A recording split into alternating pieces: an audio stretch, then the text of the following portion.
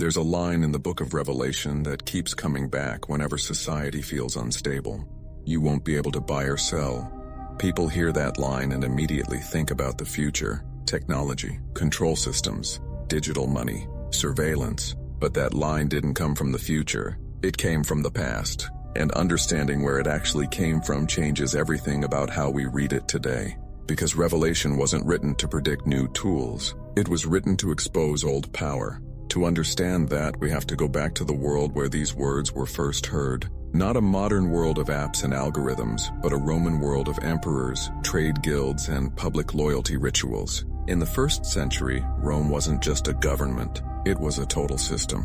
Politics, religion, economics, and identity were woven together into one structure of power, and participation in that structure was not optional. To work, to trade, to sell goods in the marketplace, you often had to belong to a guild, and those guilds weren't just professional associations, they were religious. Meetings began with sacrifices to Roman gods, festivals honored the emperor. Public loyalty to Caesar was expected, not as a private belief, but as a visible act. For most people, this was just how life worked. You honored the gods. You honored the emperor. You did business. But for early Christians, this created a problem that went far deeper than inconvenience. They could not say, Caesar is Lord, because for them, that title belonged to someone else. They could not participate in rituals that treated political power as divine. So what happened? They weren't usually thrown into prison right away. They weren't immediately executed. Something quieter happened. They were excluded. They lost access to work. They were pushed out of trade networks. They were treated as unreliable, disloyal, dangerous. In very real terms, they struggled to buy and sell. So when Revelation says that without the mark, no one could buy or sell, it isn't imagining a future dystopia. It's describing a present reality. The language is symbolic, but the pressure was concrete. This is where modern readers often go wrong. We read Revelation as if it's a technical manual for the end of history, but it's not. It's apocalyptic literature, which means it communicates truth through symbol, not specification, through image, not instruction. When Revelation talks about a mark on the hand or the forehead, it isn't describing hardware. It's describing allegiance. In the Hebrew tradition, the hand represents action. What you do, how you work, how you participate in the world. The forehead represents the mind, loyalty, identity, what you belong to. So the mark isn't something you install, it's something you give. It's the visible sign that your actions and your identity are aligned with a particular power. That's why Revelation says it's the number of a man, not a machine, not a system, a man. Early Christians understood this kind of symbolic coding. They lived under an empire where openly criticizing the emperor could get you killed. So they spoke in images, numbers, mythic language. The point wasn't secrecy for secrecy's sake. The point was survival. Revelation critiques a specific kind of power. Power that demands total allegiance and uses economic access as leverage.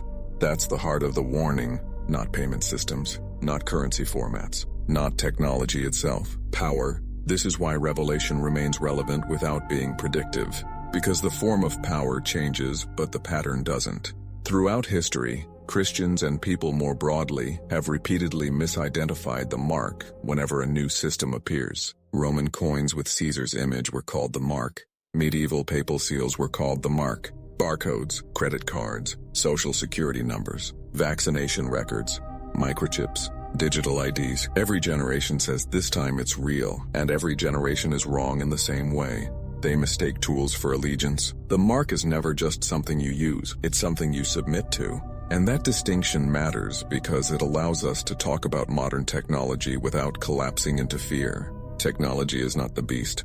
Technology is a tool, but tools can be used by systems of power, and Revelation is interested in systems. This is why fear narratives evolve the way they do. Whenever society enters a period of rapid change, people experience something deeper than uncertainty. They experience loss of coherence. The old stories no longer explain what's happening. The old rules don't seem to apply. Institutions feel distant or untrustworthy. The future feels opaque. When coherence collapses, humans reach for total explanations. Apocalyptic language surges not because people are irrational, but because they're trying to make sense of a world that no longer fits the map they were given. That's why phrases like, "you won't be able to buy or sell" suddenly feel alive again. Access feels fragile. Belonging feels conditional. Participation feels uncertain. Fear doesn't attach to technology randomly. It attaches to points of access, money, work, identity, speech. Anything that can include or exclude becomes symbolically charged. But symbolic charge is not the same as prophetic fulfillment. Revelation is not telling us to fear innovation. It's telling us to discern coercion. There's a difference. You can ethically evaluate modern systems without turning them into end times omens. The ethical questions Revelation invites us to ask are simple but demanding. Is participation voluntary? Are there real alternatives? Is dissent punished economically? Is conscience respected? Are exit paths preserved?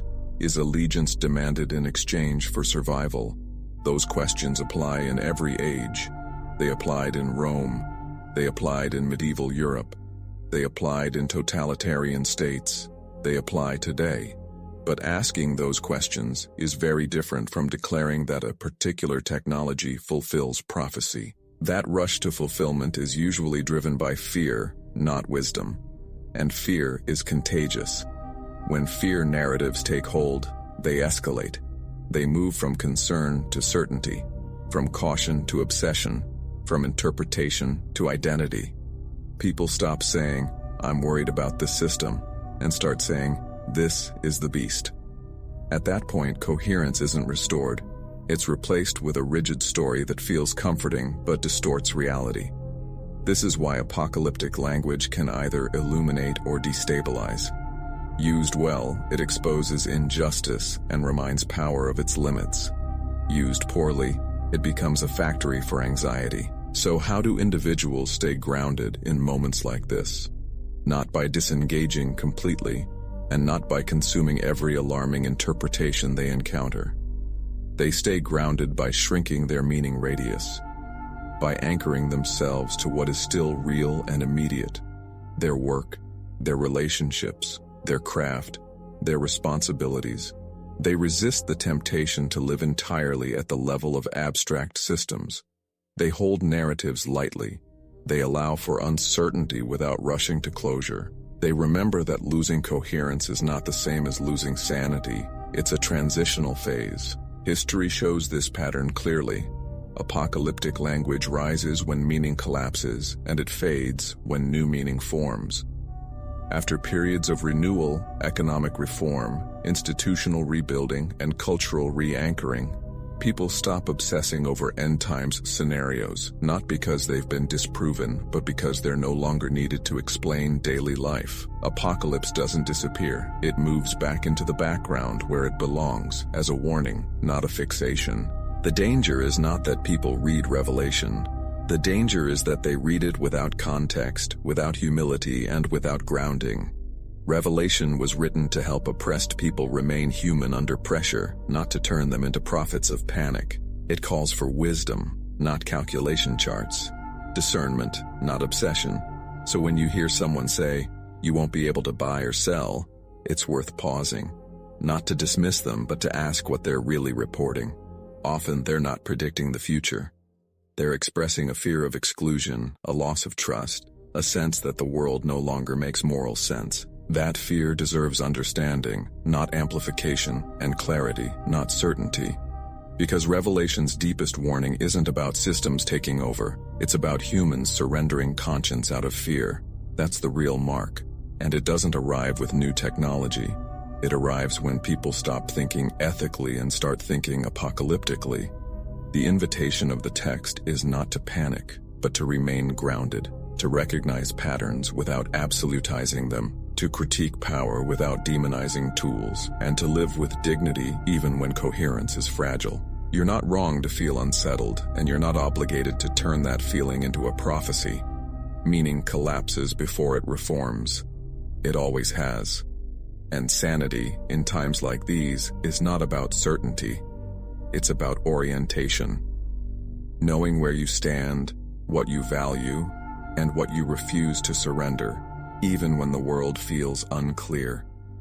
That's the quiet strength Revelation was written to protect. Not fear. Humanity.